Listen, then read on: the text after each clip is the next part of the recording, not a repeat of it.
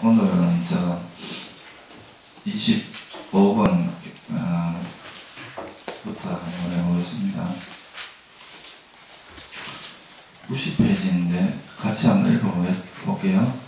세상의 유희, 오락이나 감각적 쾌락에 만족하지 않고 관심도 두지 않고 꾸밈도 여의고 진실을 말하면서 거풀소의 맷불처럼 혼자서 가라.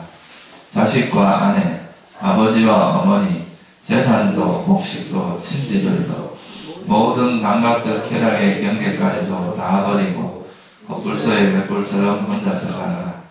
이것이 집착이다. 여기에는 행복이 없다. 이곳에는 만족이 적고 괴로움은 많다. 이것이 낚싯바늘이다. 라고 알아. 현자는 거풀소의 맷불처럼 혼자서 가라. 물에 사는 물고기가 그물을 찢는 것처럼 모든 장애를 찢어버리고 불꽃이 불탄 곳으로 되돌아가지 않는 것처럼 거풀소의 맷불처럼 혼자서 가라. 두 눈을 아래로 하여 새기며 경솔하게 걷지 말고 강란을 지키고 정신을 수호하며 번뇌로 넘치게 하거나 번뇌에 물타게 하지 말고 거풀소의 맷불처럼 혼자서 가라. 여기까지만 할게요.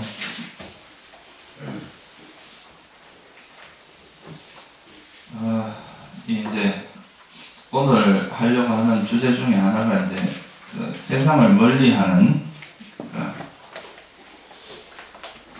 이걸 이제 우리가 불교에서는 이런 지혜를 혐오의 지혜 또는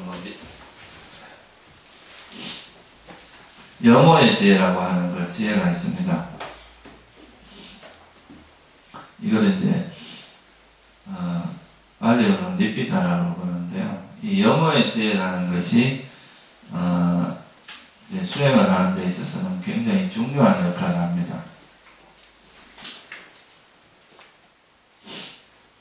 염오라고 하는 건 이제 이 세상을 멀리한다 이런 뜻이거든요.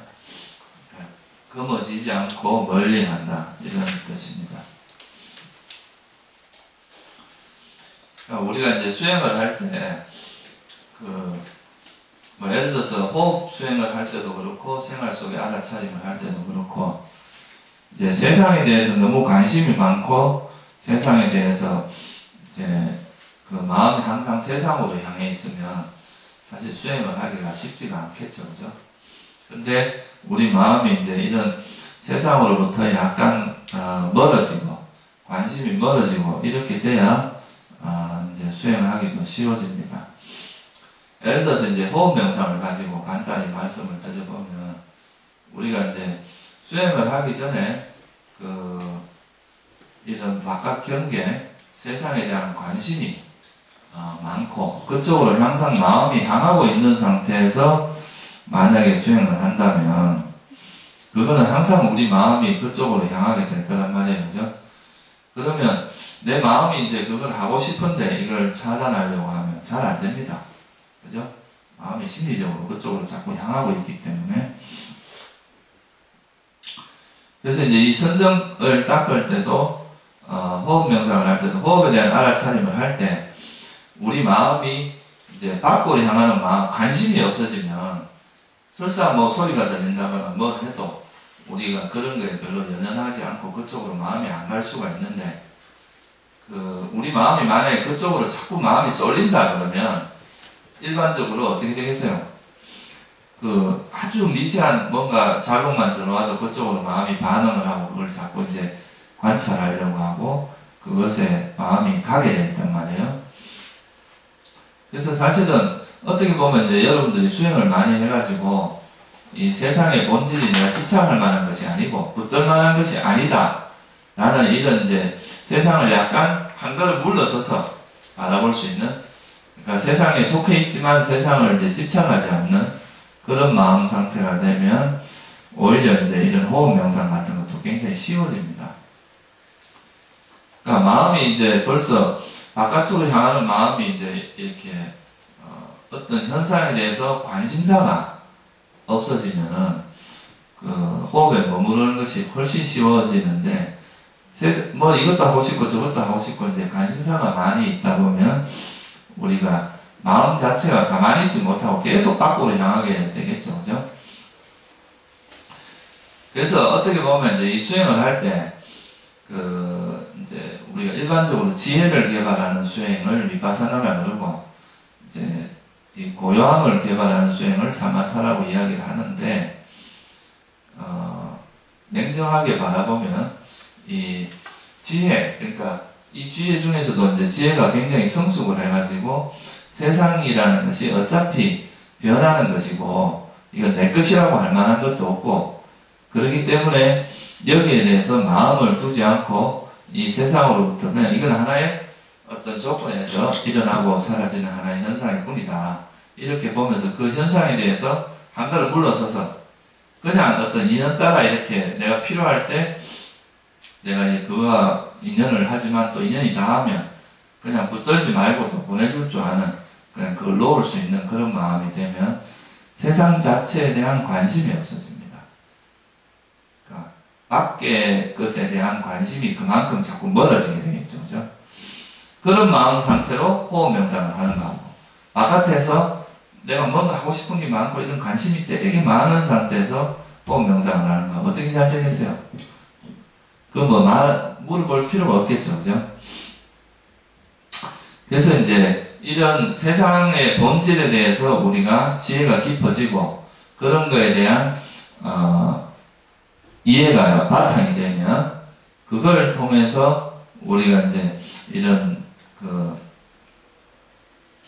고요함을 닦는 수행을 할 때도 우리가 일상사에서 얻은 이런 지혜가 이런 고요함을 닦는 데도 아주 결정적인 역할을 해줍니다. 그러니까 지혜가 있음으로써 우리가 벌써 밖으로 향하려고 하는 기본적인 관심사를 싹 끊어버리고 여기에만 호흡에만 몰두하게 해주는 그런 역할을 해준다 이거죠. 역으로 마음이 고요하면 그 고요한 상태에서 우리가 현상을 바라보고 관찰을 하면은 그것이 지혜가 되겠죠. 그죠? 그래서 어떤 면에서는 선정에 들어가기 위해서는 이 지혜가 없이는 거의 불가능한 상태입니다. 그래서 이 두 가지를 사마타 위파사나라고 하는 것을 여러분들이 너무 이렇게 획일적으로 구분해서 이해를 안 하는 것이 바람직하다고 할 수 있어요. 근데 요즘 이제 위파사나 하는 경우도 이제 위파사나는 위파사나고 사마타는 사마타고 이렇게 좀 분리해서 이야기하는 경우가 많거든요. 근데 여러분들이 아마 이제 니까야를 한번 경전을 보시면 그런 방식으로 설명되어 있는 것은 거의 없습니다. 우리가 선정과 지혜라고 하는 것은 이 지혜라고 하는 것은 이 고요함을 바탕으로 일어나는 생각을 지혜라고 하거든요. 그리고 또 아까 말씀드렸듯이 이 선정에 들어가는 것도 우리가 세상사에 대한 관심이 끊어지고 현재 여기에 머물 수 있어야 어때요? 선정에 들 수가 있죠. 그죠? 그러니까 그거는 뭐로 이제 비유를 할 수 있느냐 하면 어린 애들이 만약에 어떤 재미있는 놀이에 이제 빠져 있을 때는 옆에서 아무리 무슨 소리를 해도 이게 안 들린단 말이에요. 그죠? 근데 이런 관심사가 이 놀이에서 이제 좀 이 노는 것에서 멀어지고 그럴 때 이제 이야기를 하면 듣는 거와 같은 거죠. 내가 다른 데에 관심이 없으면 예를 들어서 뭐 이렇게 지금 여기에만 관심이 있고 다른 데 관심이 끊어지게 되면 소리나 이런 것도 들린다 하더라도 그게 우리 마음에 자극을 주거나 크게 충동을 주지 못한다 이거예요. 근데 우리가 관심이 있으면 아주 작은 것만 소리가 들려도 거기에 마음이 바로 반응을 하게 되고 이렇게 되겠죠. 그죠? 그래서 이제 영호의 지혜라고 하는 이런 현상을 집착하지 않고 현상에서 이렇게 멀어지고자 하는 지혜, 현상을 영호란 말 자체는 싫어한다라기보다 이제 멀리한다 이런 개념하고 관계가 있습니다. 그래서 이런 현상과 멀어지는 이런 지혜가 있음으로써 우리가 미파사나 수행도 잘할 수 있고 사마타도 잘할 수 있는 그런 아주 좋은 그게 됩니다. 그래서 이 불교에서 이제 세상에 대한 이제 통찰이 깊어지면 깊어질수록 또 삼매에 드는 것도 그만큼 쉬워진다 이 말이에요. 여러분들이 이제 뭐 세상에 대한 관심이 뚝 끊어지고 나는 세상사 이제 관심이 없고 이제 수행에만 전념을 해야 되겠다 이렇게 생각을 하고 하는 거하고 세상에 대한 관심은 그대로 있는데 그냥 필요에 의해서 이렇게 하는 거하고는 좀 차원이 다르다 이 말이에요. 그래서 이제 보통 출가자들이 출가를 할 때는 세상에 대한 관심사를 이렇게 놓고 출가를 하게 되잖아요. 그죠? 그런 것이 이제 나중에 이런 수행을 하고 이런데 이제 상당히 좋은 영향을 미치게 된다는 거예요. 그래서 제가 이제 이런 말씀을 드리는 거는, 우리가 비록 선정을 딱, 이제, 물론 이 영호의 지혜라고 하는 이거는 되게 이제 불교에서는 되게 중요한 지혜에 들어갑니다. 부처님께서 보면, 경전에 보면 이제 우리가 깨달음이 일어나는 과정을 보통 4가지로 설명을 하거든요. 이제 무상의 지혜가 일어나요. 이 무상이라는 것은 이제 무상고, 무아, 3범위를 이야기하는 거예요. 이 무상의 지혜가 일어나면은 그 다음에 뭐가 일어나냐면 이 현상이 전부 조건에서 일어나고 사라지고 일어나고 사라지고 이렇다는 걸 보게 되면 그 다음에 이 현상 자체를 하나의 현상으로만 보는 거죠. 우리가 보통 보면 사람들은 자기 앞에 있는 것이 실제라 생각하고 이것이 영원하다 생각하는 게 대부분인데, 그러니까 이거는 그냥 하나의 조건에서 일어났다가 사라지는 하나의 현상이다. 그러니까 여러분들 앞에서 만약에 행복이 와도 이 행복이라는 것도 어떤 지금 현재 이런 행복이 일어날 수 있는 조건 하에서 일어나는 것일 뿐이다. 이렇게 생각을 하고. 그래서 만약에 그 조건이 사라져서 이 행복이 사라진다 하더라도 그걸 하나의 사라지는 현상으로 자연스럽게 보면 고통이 안 되거든요. 그런데 이걸 이제 만약에 집착을 하면 사라질 때 그 오는 고통이 엄청나게 큽니다. 그죠? 집착이 강할수록 이제 고통도 커진단 말이에요. 그래서 이제 이런 현상으로 바라보게 되면 하나의 조건에서 일어나는 현상을 보게 되면 이 현상에 대해서 이렇게 항상 우리는 집착을 하는 마음이 있는데 그 집착을 하지 않고 그 집착을 놓고 집착으로부터 멀어지는 이 현상을 가까이 하지 않고 염호란 말인데 싫어하다는 의미라기보다는 저건 가까이 할 게 못 된다. 가까이 해봐야 별 이익이 없다. 가치가 없다라는 그렇게 통찰하는 지혜를 의미합니다. 그럼 이제 한 걸음 마음이 물러서게 되겠죠. 그죠? 이걸 염호의 지혜라고 이야기를 해요. 그 다음 단계가 이제 이욕이라는 거죠. 이욕. 욕망으로부터 멀어진다는 거예요. 빨리는 위라가. 위라는 건 이제 분리하다 이런 뜻이거든요. 라가라는 말은 탐욕이라는 뜻이에요. 그래서 위라가 이 말은 이 탐욕으로부터 탐욕을 분리시키는 거예요. 완전히 이 현상을 볼 때. 그게 이제 그 이욕. 이욕이 되면 해탈이 일어난다. 그래서 경전에 보면 무상, 염호, 이욕, 해탈 이게 하나의 공식처럼 나옵니다. 자주 나와요. 이 구절이. 그래서 이제 이 염호의 지혜라고 하는 것이 우리가 이제 윗바사나 지혜를 닦는 데 있어서도 굉장히 중요하지만 이 염호의 지혜가 있으면 이 염호의 지혜를 통해서 선정에 들어가기도 되게 쉽다 이 말이에요. 그러니까 우리가 현상을 가까이 하지 않고 멀리 하는 지혜가 있습니다. 예를 들어서 여러분들 여기 있는데 제가 여러분 한 사람 관심이 있어요. 그러면은 내가 이제 우리 그 사람하고 이제 같이 이야기를 하다가도 계속 이쪽에 누가 옆에서 조금만 이야기하면 또 그쪽으로 관심이 갈 거 아니에요. 그죠? 이러면 내 마음이 고요하게 집중이 안 된단 말이에요. 근데 내가 다른 사람에 대한 관심은 싹 끊어버리고 지금 내가 대화하고 있는 그 사람하고만 이렇게 대화를 한다면 그러면 어떻게 되겠어요? 딴 데 신경이 관심이 없으니까 딴 데 마음이 안 가겠죠. 그죠? 그러면서 이제 한 곳에 집중할 수 있는 그런 계기가 되는데, 그래서 여러분들이 지혜가 성장하는 만큼 또 고요함도 닦기가 훨씬 쉬워집니다. 그래서, 예를 들면 이제 번뇌를 버린 사람들은 자기가 원하면 바로 선정에 들 수 있어요. 왜냐면 뭐 다른데 내가 집착하는 게 없으니까 내가 원하는 곳에 마음을 두면 마음이 글로 간다 이 말이에요. 그죠? 그래서 이제 여러분들이 수행을 하실 때 이제 호흡 명상 같은 경우도 이건 되게 이제 중요한 부분인데요. 호흡 명상을 할 때도 단순히 여기 집중만 하려고 하는 것만 갖고는 사실은 좀 부족합니다. 그거는 어떻게 보면 약간의 그 집착도 들어가요. 막 잘하고 싶은 이런 욕구가 들어가게 되고. 근데 우리가 일상생활에서 여러분들이 이제 생활 속에서 현상을 알아차리고 그걸 잘 지켜보면서 이해가 깊어지다 보면 우리가 사는 이 세상에서 내가 집착할 만한 건 없구나. 그렇게 이제 바라보게 되고 그런 관심사가 이제 끊어지게 되면 자연스럽게 내 마음이 밖으로 향하는 것들이 점차 줄어들고, 그러니까 하나에 이렇게 몰두하는 그런 마음 상태가 될 수가 있다는 거예요. 그래서 이 지혜가 이 고요함을 개발하는데 굉장히 중요한 역할을 한다는 거예요. 그래서 그 지혜가 있다는 것은 벌써 웬만한 번뇌들을 가지치기를 벌써 해버린 상태가 된단 말이에요. 그래서 단순히 이제 지혜만 닦으면 그냥 되고, 고요함은 선정할 때는 그냥 고요함은 되고 이렇게 생각하지 말고 이 두 가지가 서로 잘 어우러져야 제대로 된 수행이 될 수 있다는 거죠. 그죠?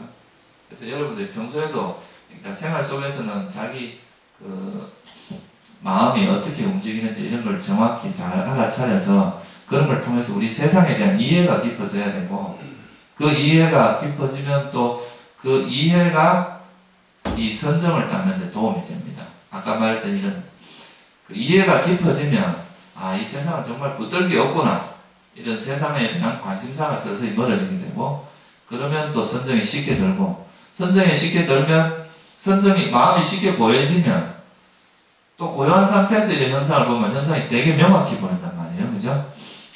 그래서 이거를 이제 서양의 어떤 이제 스님, 태국의 아잔차 스님 같은 경우는 태국에서는 그런 이야기를 많이 한다 그럽니다. 위파사나 디벨롭 사마타 디벨롭 위파사나 이런 말을 쓴대요. 그러니까 이 위파사나가 선정을 개발하고 선정이 또 지혜를 개발한다. 위파사나를 개발한다. 그러니까 서로 상생의 관계다. 이 말, 도움이 되는, 분리할 수 있는 게 아니라, 이런 걸 좀 잘 이해를 하시면 우리가 이제 이런 그 경전에도 보면 어떤 게 나오느냐 하면요, 4년처 수행, 4년처를 닦다 보면, 여러분들이 4년처를 닦다 보면 이제 생활 속에서 일상 일을 하거나 이제 생활을 할 때는 그 생활 속의 알아차림을 통해서 이런 번뇌를 버려요. 번뇌를 버린다는 것은 세상에 대해서 관심이 자꾸 멀어진다는 의미도 됩니다. 그러면 그 다음에 이제 이 고요함을 닦는 수행, 이제 호흡 명상이나 이런 걸 통해서 마음을 고요하면서 또 번뇌를 버리고, 그러면 우리가 행주자와 어느 때나 그 알아차림이 지속되게 되고, 이거는 뭘 의미하냐면요, 이 내가 하는 여기 현재 여기에 만족하지 세상에 대해서 별로 관심사가 없어진다는 뜻도 됩니다. 현상, 지금 이 순간에 현재 일어나는 것들의 알아차림과 지혜가 지속되면서 이제 그 현상계에 대한 관심사가 멀어지는, 그렇게 되면 우리 마음이 자연스럽게 이제 지금 여기서 이제 행복이 일어나게 되고요. 그러면 이제 그냥 어느 순간에 이렇게 호흡 명상을 하거나 이럴 때 하나의 대상에 이렇게 빠져들어서 자연스럽게 선정에 들어가는, 이게 보통 그 경전에서 말하는 그런 구조입니다. 4년처가 완성되면 자연스럽게 이제 마음이 하나 돼서 선정에 들어간다. 그러니까 이제 4년처가 그 생활 속의 행주자화에서 확립된다. 이 말은 그 세상에 대한 관심사가 멀어진다. 이런 거하고도 관계가 있어요. 그래서 제가 이제 오늘 말씀드리려고 하는 요지는, 여러분들이 호흡 명상을 하는 데 있어서도 이런 지혜의 활용, 그러니까 그런 것이 굉장히 중요하다는 것을 좀 말씀을 드리려고 그런 겁니다. 그래서 이제 여기 보면은 세상의 유희, 오락이나 감각적 쾌락에 만족하지 않고 관심도 두지 않고, 이거는 이렇게 할 수 있는 이유가 관심을 두지 않는다, 만족하지 않는다. 이거는 이런 것들이 어떻다는 걸 알게 되는 겁니까? 예를 들어서 세상의 유희나 오락이나 감각적 쾌락, 이런 것이 어떻다는 것이에요? 네? 그렇죠, 그죠? 27번에 보면 뭐라고 나와요? 이것은 집착이다. 여기에는 뭐가 없다고 그랬어요? 행복이 없다고 그랬죠, 그죠? 그러니까 이것은 집착이고 여기에는 행복이 없고, 이곳에는 만족은 적고 괴로움은 많다 이거예요. 우리가 이제 감각적 쾌락이나 이런 것들은 순간적으로 오는 그런 그 행복은 순간적이고 만족은 작아요. 만족은 적다 그랬죠, 그죠? 그리고 괴로움은 많습니다. 그리고 이거는 그래서 이런 세상의 유의나 감각적 쾌락은 일종의 이제 이거는 괴로움인 행복인 것처럼 보이지만 실제로는 괴로움이다 이거예요. 그래서 행복 같은 괴로움이에요. 행복 같이 보이는 괴로움의 이게 이제 감각적 욕망이라는 거죠. 이제 부처님께서도 여기에는 행복이 없다 그랬어요. 행복이 비었다. 이런 감각적 쾌락이라는 건 순간적인 달콤함은 있지만 이것은 그 달콤함 자체가 마치 이제 이 칼끝에 발라진 꿀과 같고 그리고 개 뼈다귀 같다 그랬죠, 그죠? 뼈다귀에 붙어 있는 그 살과 같아가지고 냄새는 막 이렇게 맛있는 냄새를 이렇게 이끌어내지만 막상 먹으려면 먹을 게 없다는 거죠, 그죠?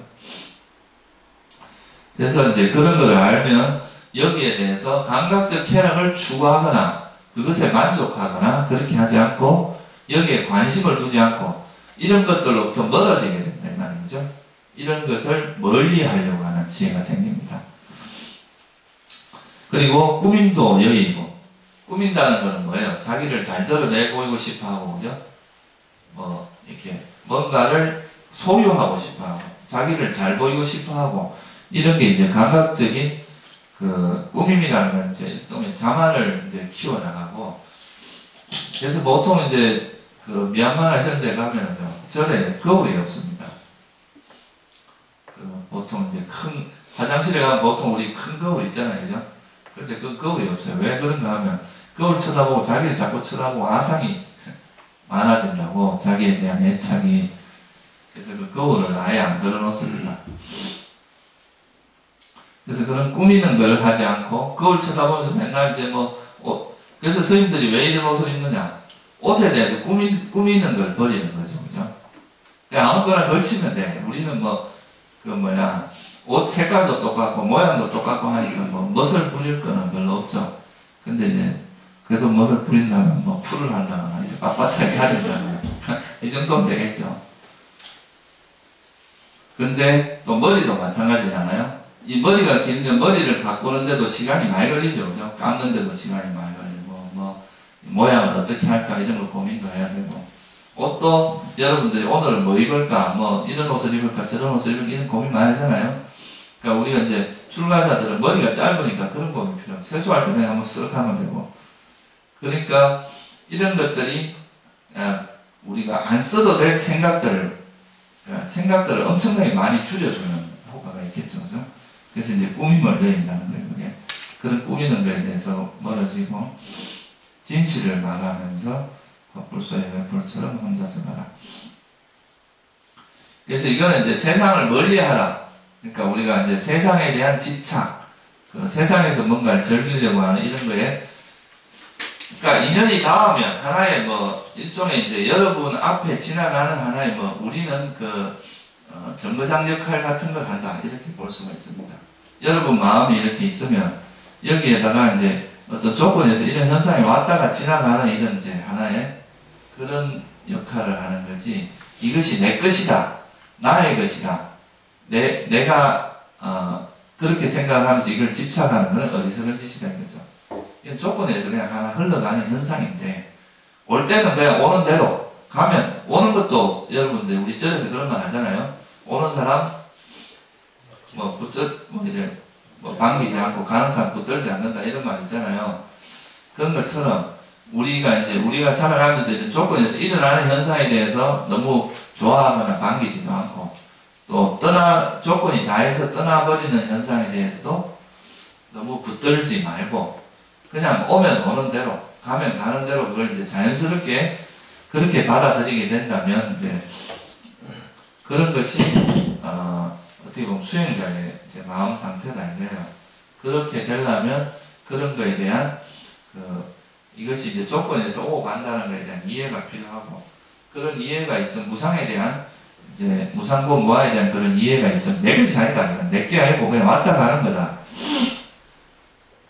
그러면 거기에 대해서 이제 우리가 집착하는, 이거를 보통은 이제 어떤 현상에 대해서 쥐는 것을 쥐지 않고 이렇게 서서히 멀어지는, 놓아가는 그런 과정이 생긴다 이 말이에요. 그게 염호의 지혜입니다.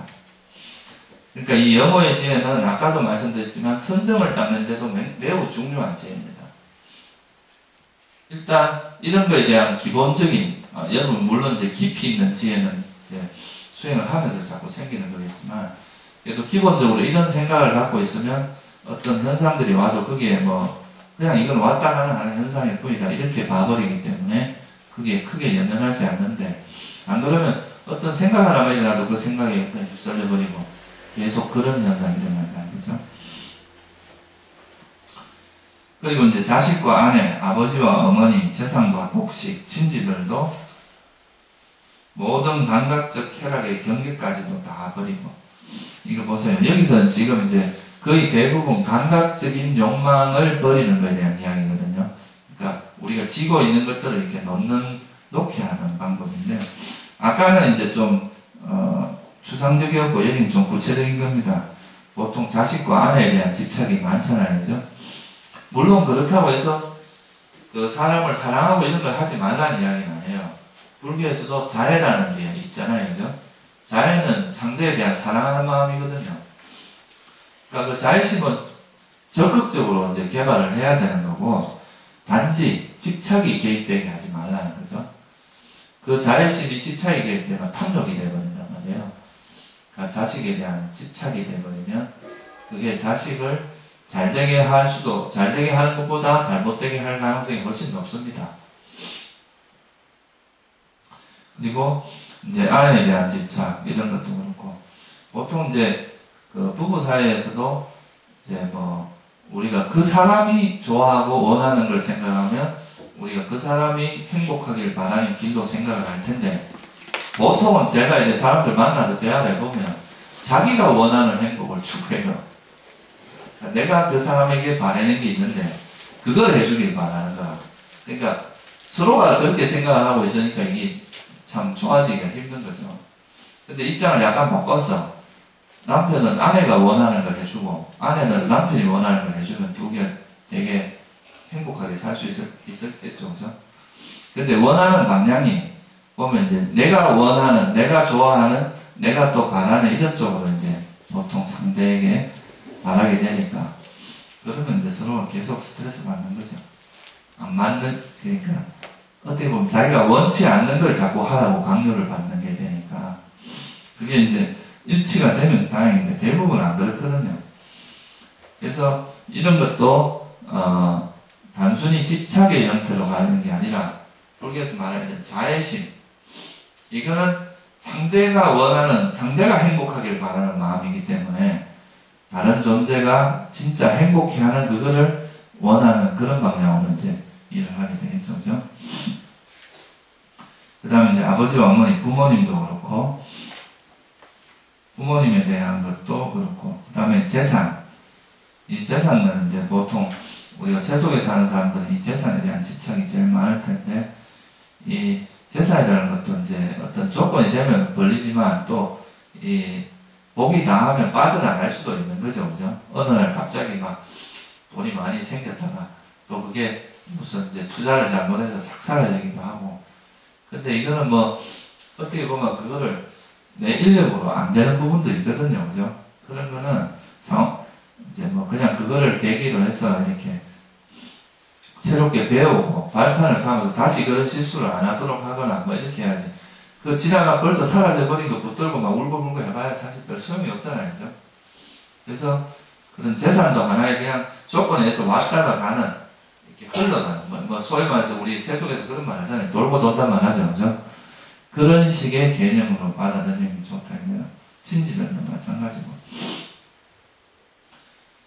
그러니까 보통은 보면 이제 경전에 그런 이야기가 있습니다. 어떤 사람이 이제 자기 가족이 죽어서 막 슬퍼하니까 그런 걸 보고 만약에 이제 이런 질문을 하거든요. 여러분들 지금 우리나라에 한 그 하루 자살이 몇 명 하는지 아세요? 하루인가 뭐 일총가 모릅니다.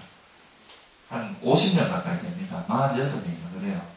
자살하는 사람이. 지금 이 순간에도 자살하는 사람이 있을 수 있습니다. 근데 그런 사람이 죽는다고 여러분이 가슴 아파하고 괴로워하고 그래요?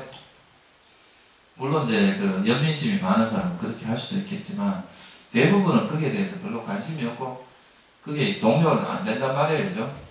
그런데 자기 가족이나 자기가 가까이 있는 사람이 죽으면 막 굉장히 괴로워하는 무슨 차이겠어요, 그 두 가지는. 사람이 죽는다는 건 똑같단 말이죠. 근데 우리가 그 대상에 대한 애착이 강하면 강할수록 이 대상이 사라지는 것에 대해서 고통도 큽니다. 그래서 우리가 이제 부처님께서 그런 말씀을 하시거든요. 이 집착이 없으면 사실 고통이 없다는 거예요. 집착이 있기 때문에 고통이 있는 거다 이거죠, 그죠? 그래서 부처님은 항상 중도를 말씀하시잖아요. 좋아하고 싫어하는 마음을 내지 말고 단지 예를 들어서 내가 사람이면 그 사람이 정말 행복할 수 있는 최선을 다할 뿐이지 그 다음에 그냥 그걸 놔버려야 된다 이 말이에요. 그거에 대해서 계속 내가 이만큼 했는데 넌 왜 나한테 안 해줘? 이렇게 하는 거는 하나의 집착이다 이거죠. 그냥 그 한걸로서 지나간 거는 버리라. 그렇게 이제 집착 없이 사람을 만나면 이제 고통도 없다 이 말이죠. 그래서 법국에 나오는가? 뭐 그런 거 있죠. 미워하는 사람도 만들지 말고. 그죠? 좋아하는 사람도 만들지 마라. 그래야 이제 고통이 적다. 그러잖아요.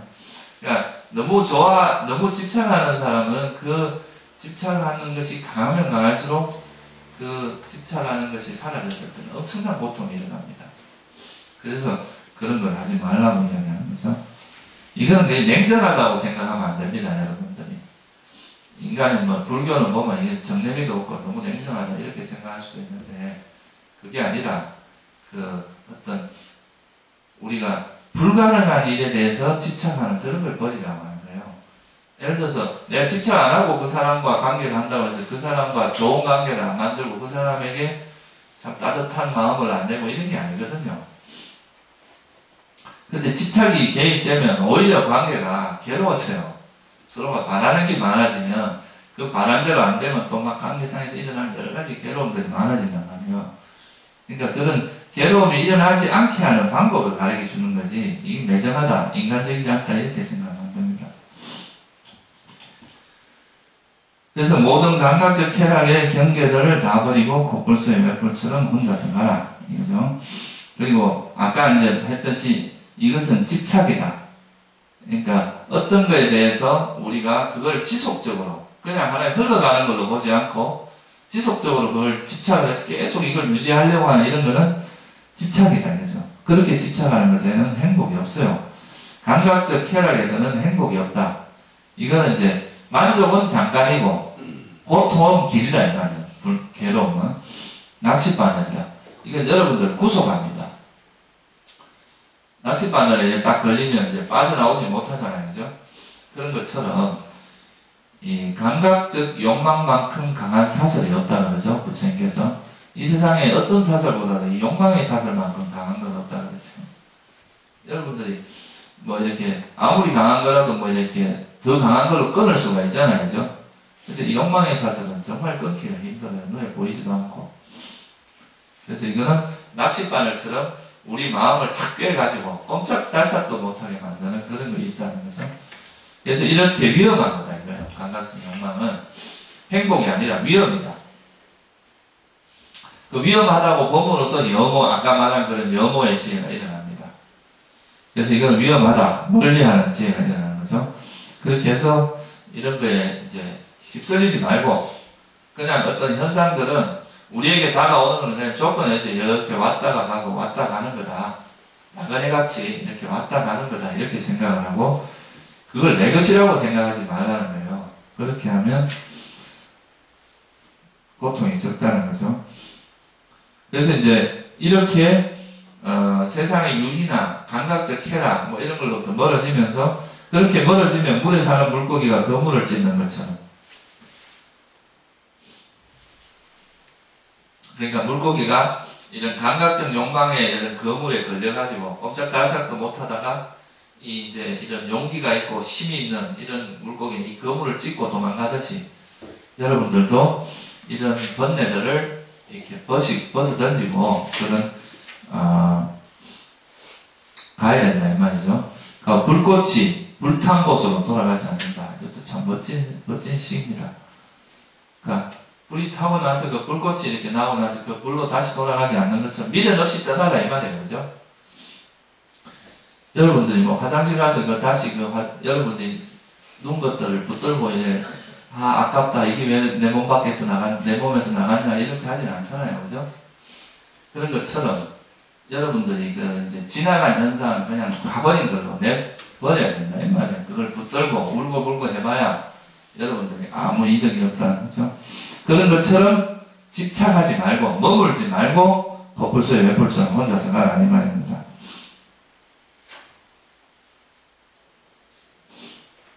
이런 걸 이제 우리가 머물지 않는 무주라 그러죠.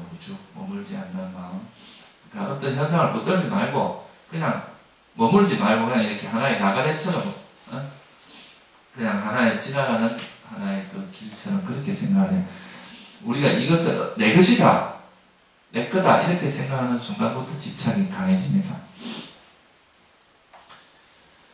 그래서 이제 이걸 어떻게 하느냐, 그러면 어떤 식으로 벗어던지냐 하면 이게 이제 보통 부처님 당시에 그런 수행자들이 보통 보이는 모습입니다. 지금 이 모습이 두 눈을 아래로 하여 이거 이제 보통 보면 스님들이 이렇게 걸어갈 때 보면 여러분들이 수행하는 데 가보면 보통 수행하는 사람들이 이렇게 두리번 하지 잘 않습니다. 딱 이렇게 앞으로 보고 눈을 약간 지그시 아래로 깔고 이렇게 그 알아차림을 마음에 두고 천천히 이렇게 걸어가잖아요. 그죠? 그게 바로 여기서 말하는 두 눈을 아래로 하여 새긴다. 이건 이제 알아차린다. 이렇게 보시면 돼요. 그래서 이제 보면은 우리가 그 절에서 스님들이 아마 여러분들이 이제 수행하는 곳에 가보면 스님들이 걸어가는 모습을 보면 이제 보통 사람들하고 좀 다르다는 걸 느끼는 게 있을 거예요. 그러니까 아까 말했듯이 이제 앞을 이렇게 보고 눈을 약간 지그시 깔고 항상 이렇게 걸어가. 이건 부처님의 경전 속에서도 이런 이야기가 자주 나옵니다. 두 눈을 이렇게 아래로 하고 마음을 딱 알아차림을 유지하면서 걸어간다. 그러니까 경솔하게 걷지 않는다. 그러니까 손을 막 이렇게 흔들면서 어기적 걷고 이런 걸 원래 이제 계율상 못하게 되어 있습니다. 스님들은. 그러니까 이렇게 단정하게 보통 행자들은 이렇게 차수라 그래가지고 손을 이렇게 모으고 배꼽에다가 이렇게 해서 이제 걸어 다닌다거나 일반적으로 걸어 다닐 때 이렇게는 안 하고 그냥 이제 아주 차분한 그런 거리로 경솔하지 않게 그렇게 걸어가. 그건 왜냐하면 걷는 걸음걸음에 알아차림을 두고 있기 때문에 결코 경솔한 걸음걸이가 나올 수가 없어요. 그죠? 보통 걸을 때는 이제 그런 알아차림을 두고 걷기 때문에. 그리고 강간을 지키고, 이거는 뭐냐 하면 눈을 앞으로 이렇게 두고 이제 걸음걸이를 천천히 하면서 이 알아차림을 가지면서 우리가 이제 색성향 미촉법이라고 하는 6가지 감각기관이 있잖아요. 그죠? 그 감각기관을 잘 단속하라는 이야기입니다. 이걸 이제 빨리어로 인드리아 상와라라고 해요. 경전에 자주 나오는 이야기입니다. 이것도. 감각기관을 단속하는, 이게 이제 계율, 일종의 계율, 고급 단계의 계율에 해당해요. 우리가 눈으로 보는 것에, 너무 이제 막, 예를 들어서 예쁜 여자가 한다, 예쁘다, 저 어떻게 언제 만날 수 없을까, 뭐 이런 게 이제 생각들이 감각기관을 단속하지 않는 거란 말이에요. 그죠? 그런 표상을 취하지 말고, 그냥 어떤 단순한 경계도수만 받아들이는 거죠. 그렇게 해서 우리 감각기관을 잘 단속하면서, 이 감각기관을 잘 단속하는 게 수행에서 되게 기초로서 되게 중요합니다. 그러니까 소리도 아무 소리나 막 무분별하게 듣지 말고, 그러니까 딱 소리가 들리면 보통 그 소리로서만 끝나면 되는데 보통 우리는 저 소리가 무슨 소리고, 저는 어디서 나온 소리고, 왜 저런 소리가 나왔고, 좋다 싫다 막 이런 생각들이 점차 벌어지잖아요. 그렇게 하지 않고 어떤 소리가 그냥 소리로서만 끝나면 그 소리일 뿐이거든요. 하나의 그런 식으로 받아들이고, 그래서 이걸 경전에서 뭐라고 하냐면 표상을 취하지 말라 이렇게 나옵니다. 그러니까 어떤 그 경계에 대해서 표상을 취해서 그 표상에 대해서 사유가 일어나는 이런 식으로 가지 말고 그냥 단순히 그 현상이 있는 그대로만 그냥 알아차리는 정도로 가라 이거죠. 그래서 그렇게 감각 기관을 잘 지키고 정신을 수호하면서 이거는 뭐냐, 우리 마음을 잘 보호하라는 이야기예요. 이런 감각적, 이제 만약에 이제 소리나 냄새, 맛 이런 게 들어왔을 때 그거에 대해서 우리가 이제 거기에 대한 탐욕이 일어나거나 그러면 어떻게 되겠어요? 그거는 뭐냐 하면 감각기관을 잘 단속한 게 아니죠, 그죠? 단속을 했는데 여기에 대해서 마음이 이렇게 단속을 하려고 했는데도 마음에 이제 이런 그거에 대한 집착이나 썩냄이나 이런 게 일어날 수도 있는데 그걸 일어날 때는 그 마음을 즉시 알아차리고 이걸 어떻게 해야 돼요? 버려야 되겠죠, 그죠? 포기를 하고 내려놔야 됩니다. 그것이 이제 우리 마음을 보호한다, 그죠? 그러니까 감각기관의 단속을 통해서 우리 마음을 보호할 수가 있다고 이야기하는 겁니다. 그러면 이런 감각기관을 잘 보호하면 어떻게 되겠어요? 번뇌가 넘치지 않겠죠, 그죠? 보통 이제 번뇌라는 것이 번뇌의 속성이 그런 게 있습니다. 번뇌는 한번 이제 처음 일어날 때는 아주 사소하게 일어나지만 이것이 계속 한 번뇌가 번뇌를 불러요. 그래서 한 번뇌가 일어나면 그것이 또 크고 커지고 이렇게 해서 이제 자꾸 정식을 합니다. 커진다 이 말이에요, 생각이. 그래서 이거를 우리가 이제 발리어에서는 뭐라고 하냐면 빠빤짜라는 용어를 써요. 빠빤짜. 이 빠빤짜라는 말 어원이 뭐냐 하면 이게 이 말 자체가 정식한다 이 말이에요. 여러분들이 이거 이제 하나가 둘로 정식하고 또 이게 또 둘로 정식하고 이러면 자꾸 커져나가잖아요, 그죠? 기하급수적으로 늘어간단 말이에요. 그런 것처럼 우리 번뇌도 최초 일어날 때는 아주 사소한 번뇌였는데 이걸 내버려 두면 자꾸 정식을 한다 이 말이에요. 그래서 이건 나중에는 이 번뇌가 너무 커지면 이 번뇌가 우리 마음을 압도를 해서 내가 그 번뇌의 통제를 못하는 지경까지 올 수가 있습니다. 그러니까 이제 좀 정신병자들이 그렇죠. 나중에는 이제 이 생각이 너무 빨리 움직여갖고 자기가 통제가 안 되는. 실제로 이런 정신병도 보면은 이제 도파민 수치가 엄청나게 높아진다 그러잖아요. 천재들도 비슷하다고 그러거든요. 근데 이제 천재들과 좀 다른 점은 이제 뭐 약간의 통제가 되냐 안 되냐 이런 거하고 관계가 있겠죠. 그래서 이 생각이라고 하는 게 나중에 어느 정도 이렇게 뿌리를 내리고 정착을 해버리면 나중에는 내가 이걸 통제하는 것 자체가 굉장히 힘들어집니다. 그래서 번뇌가 넘치게 하거나 불타게 하지 말라 이 말이에요. 이거는 이제 번뇌를 하나의 작은 불씨로 비유를 한다면 우리가 이제 처음에 그 번뇌가 일어나는 것을 뭐로 비유를 할 수 있느냐 하면 아주 작은 불씨가 하나 생기는 걸로 비유를 할 수 있어요. 이걸 내버려 두고 자꾸 여다가 그러니까 생각을 계속 한다는 것은 여기에다 자꾸 기름을 붓는 거랑 같아요. 그럼 불씨, 작은 불씨지만 이게 자꾸 커지고 해서 나중에 이제 막 불이 활활 탈 때는 그 불을 끄기 위해서는 쉽지 않습니다. 그때는 이제 많은 대가를 치러야 됩니다. 그래서 이런 불타게 할 때까지 내버려 두면 안 되고 번뇌가 일어나는 그 순간을 빨리 알아차릴수록 이거는 버리기가 쉽단 말이에요. 그래서 여러분들이 정신을 바짝 차리고 있다가 그 번뇌가 일어나는 그걸 빨리 알아차리고 더 이상 진행되지 않도록 빨리 거기서 멈춰버리면 알아차리는 순간 버려질 수가 있어요. 번뇌가. 근데 그렇지 않고 이게 이제 자리를 잡은 번뇌는 한번 알아차리고 또 일어나고 이렇게 지속적으로 여러분을 괴롭힌단 말이죠. 그죠? 그래서 그런 거는 좀 지속적인 노력이 필요하고요. 그래서 빨리 알아차릴수록 그 번뇌를 버리기가 쉽다는 걸 좀 이해를 하시면 좋을 것 같아요. 그래서 이제 그렇게 넘치거나 번뇌에 불타게 하지 말고 우리가 알아차림을 잘 유지하면서 그렇게 가는 것이 코뿔소의 횃불처럼 혼자서 가는 거다 이 말이에요. 이거는 어떻게 보면 이제 우리가 수행자로서 수행하는 자세에 대해서 되게 잘 설해놓은 짧은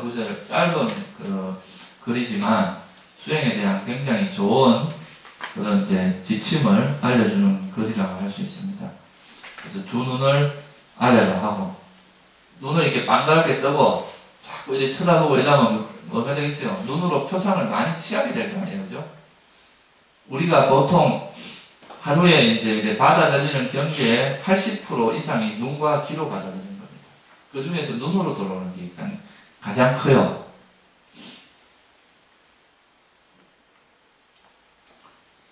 특히 이제 눈으로 들어오는 건요, 후두엽이라고 해서 뒤쪽 후뇌에서 주로 담당을 하는데요. 그게 굉장히 넓은 영역을 차지하고 있습니다. 그래서 눈을 이렇게 딱 뜨고 막 이렇게 두리번두리번 하지 말고 자기가 걸어가는 전방을 이렇게 앞을 이렇게 두고 아래로 해서 알아차림을 하면서 자기 발걸음의 알아차림을 기본적으로 두고 가라 이 말이에요. 경솔하게 걷지 말고 그러면서 걸어가면서 이런저런 소리도 들리고 냄새도 뭐 나고 이렇게 할 때 그런 거에 그 감각에 휩쓸리지 말고 그 감각 기관을 잘 단속하라 이거죠. 그렇게 해서 그 감각 기관을 단속하다가 우리 마음이 어떤 번뇌에 상 물들어가는 경우가 있으면 그 번뇌를 즉시 알아차리고 그러니까 그 마음의 움직임을 즉시 알아차려야 된다 이 말이죠. 소리가 좀 시끄러운 소리가 들리면 딱 짜증이 날 때 그 짜증을 빨리 알아차리고 그 짜증을 놓는 거 이거는 이제 이 분노가 불타지 않게 하는 거죠, 그죠? 그리고 냄새가 났는데 안 좋은 냄새가 날 때 또 짜증이 나거나 이럴 때도 지나가는데 음식이 맛있는 냄새가 나요. 그러면 먹고 싶다 이제 이런 또 욕구가 일어날 수 있잖아요. 그런 것도 알아차리고 빨리 놓고 그렇게 해서 이제 우리 마음과 감각 기관을 잘 지키고 정신을 수호한다. 이건 이제 우리 마음을 잘 이제 보호하라 이 말이죠, 그죠? 보호해서 번뇌가 넘치게, 그러니까 아까 말했듯이 이 번뇌가 즉시 알아차리지 못해서 자꾸 이렇게 성장하게 하지 말고 일어나는 순간을 빨리 포착해서 놓으라 이 말입니다. 번뇌로 넘치게 하거나 번뇌에 물들게 하지 말고 콧불소의 횃불처럼 혼자서 가라.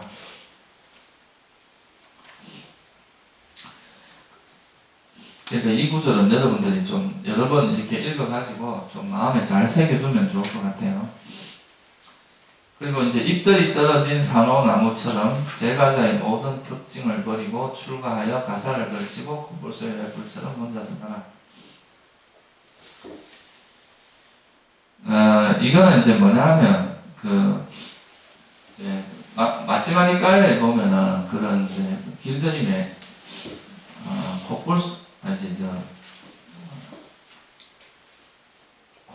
코끼리를 길들이는 거에 관한 경전이 있어요.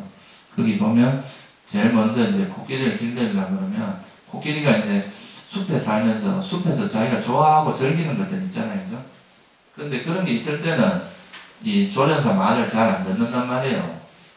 왜냐하면 자기가 하고 싶은 걸 빨리 해하고 싶은 그런 게 있으니까. 그래서 이제 길을 들을 때 처음에 하는 방법이 그 숲속에서 꺼내는 방법입니다. 그러니까 일단 그 코끼리를 숲속에 꺼내야 된다. 이게 뭐냐면 이제 출가한다. 그렇죠? 모든 이제 제가자의 특징을. 그러니까 제가에 있으면은 아무래도 먹고 살기 위해서 또 먹고 사는 문제 걱정해야 되고 또 가족 친지 걱정해야 되고, 이런 이제, 여러 가지 그런 게 많으니까, 아무래도 이제 출가해서 공부하는 것보다는 장애 요소가 많습니다. 그러니까, 우리가, 털어내야 될 번뇌가 좀 더 많아진다, 이 말이에요. 그러니까. 그건 역으로 이야기하면 세속에 사는 사람들이 더 수행을 열심히 해야 된다는 뜻입니다. 스님들보다. 그래서 이제, 그런 외부의 경계들이 많고, 자극이 많기 때문에, 그런 것들을 이렇게 우리가 탁 놓고 이런 조용한 데로 가면 수행하기가 훨씬 편하고 이제 그런 자극이 없어지겠죠, 그죠? 그래서 잎들이 떨어진 산호나무처럼 이건 잎은 이제 세속 사람들이 관심을 가지는 거에 비유를 했겠죠, 그죠? 그런 게 다 떨어지면 나무가 앙상하게 있는 것처럼 제가자의 모든 특성을 버리고 출가한다. 출가한다는 건 제가자로 있으면서 해야 될 웬만한 것들을 다 놓는 거잖아요, 그죠? 근데 저는 출가하고 나서 요즘 와서 그런 걸 많이 아는 것 같아요.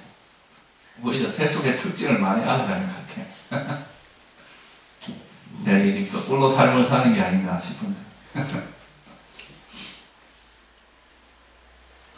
제가자의 특성, 예를 들면 먹고 사는 문제도 걱정해야 되죠. 자식 걱정해야 되죠.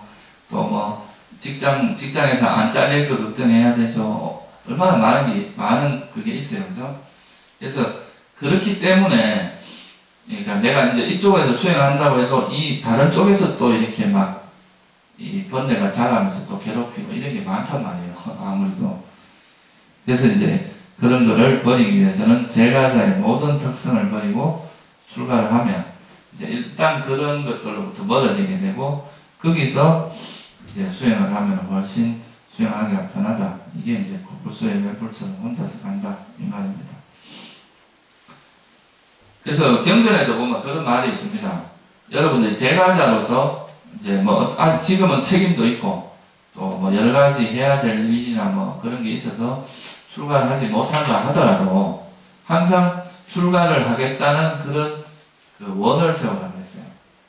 언젠가는 내가 출가를 하겠다. 이런 원을 세우는 것이 제가자는 항상 그런 마음을 가지고 지내야 된다고 그런 이야기가 나옵니다. 경전에 보면.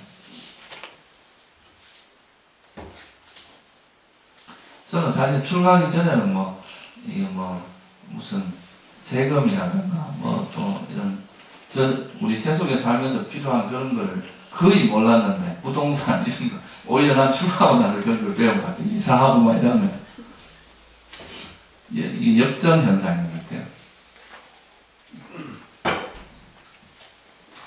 참 여러분들 난 존경스럽습니다. 제가 이 세상에서 한 몇 년 살아보니까 이 세속에 사는 일이 얼마나 힘든 일인가 얼마나 이게 번거롭고 참 많은 것을 생각하고 살아야 되는가 이런 데서 참 이렇게 잘 살아가시는 거 보면 대단한 능력이십니다. 이 진짜 세속에서 이 평생을 산다는 것은 진짜 쉬운 일은 아닌 것 같아요. 온갖 이게 여러분들은 거기에 이제 계속 그런 노출되어 있기 때문에 본인들이 잘 그걸 둔감해서 잘 모를 수가 있거든요. 그런 거에 계속 그렇게 살아왔기 때문에. 근데 이제 이거로부터 한번 떠나고 나서 이걸 보게 되면 좀 다릅니다. 이게 이제 그런 아주 그런 거하고 전혀 관계없는 좀 고요하게 이런 삶을 살다가 이런 걸 이렇게 보면 이 비교가 되잖아요. 그 자극이 얼마나 센가. 그리고 또 그런 걸로 인해서 오는 여러 가지 뭐 정신적인 갈등이라든가 안 해도 될 갈등들을 해야 되잖아요. 그러니까 그런 것들이 사실은 굉장히 우리가 이렇게 그런 데서 노출이 많이 돼 있음에도 불구하고 사람들이 이제 그런 거를 이렇게 감당할 수 있는 마음의 힘은 또 되게 약해요. 그러니까 그거를 자기 수양을 별로 안 했기 때문에 그런 자극을 이렇게 커버하고 그런 거를 감당할 수 있는 힘은 없는 상태에서 외부 자극이 엄청나게 들어오니까 그러니까 이제 그걸 감당을 못 해가지고 뭐 정신적으로 뭐 우울증이 걸린다거나 뭐 이런 여러 가지 문제가 많이 생기는 거죠. 특히 우리나라가 이 스트레스 지수가 상당히 높은 나라입니다.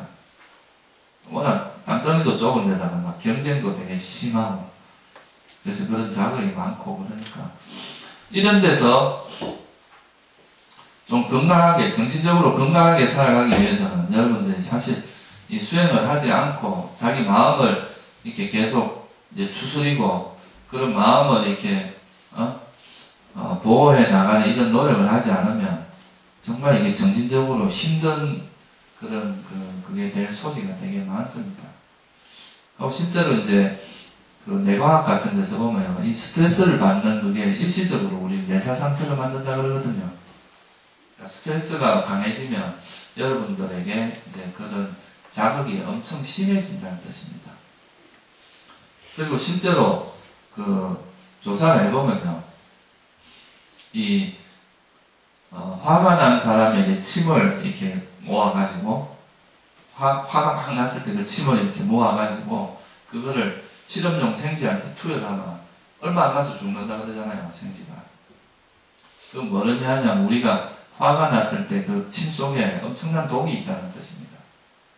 그런 게 이제 우리 마음을 막 마음을 병들게 할 뿐만 아니라 여러분 몸조차도 병들게 한다 이 말이에요. 그래서 여러분들 출가를 하고 안 하고를 떠나서 좀 이렇게 정신적으로 건강하게 살기 위해서는 이런 마음을 케어하는 과정이 반드시 필요할 것 같아요. 제가 여기 이제 뭐 긴 시간을 뭐 이렇게 좀 적극적으로 세상과 관여하면서 사는 건 제 인생의 처음이거든요. 이게 저는 뭐 학교에서만 주로 공부를 해서 그렇게 뭐 사회와 아주 막 가까이 이렇게 하는 기회는 별로 없었는데, 근데 이게 살아보니까 여기 세속에 사는 사람들의 그 자극, 그런 외적인 이런 자극이 굉장히 강한 것 같아요. 이런 거를 여러분들이 감당하려면 이런 이제 마음의 그런 힘, 마음을 케어하는 그런 능력들이 좀 동반되어야 되지 않겠나 그렇게 생각합니다. 오늘은 여기까지 하겠습니다.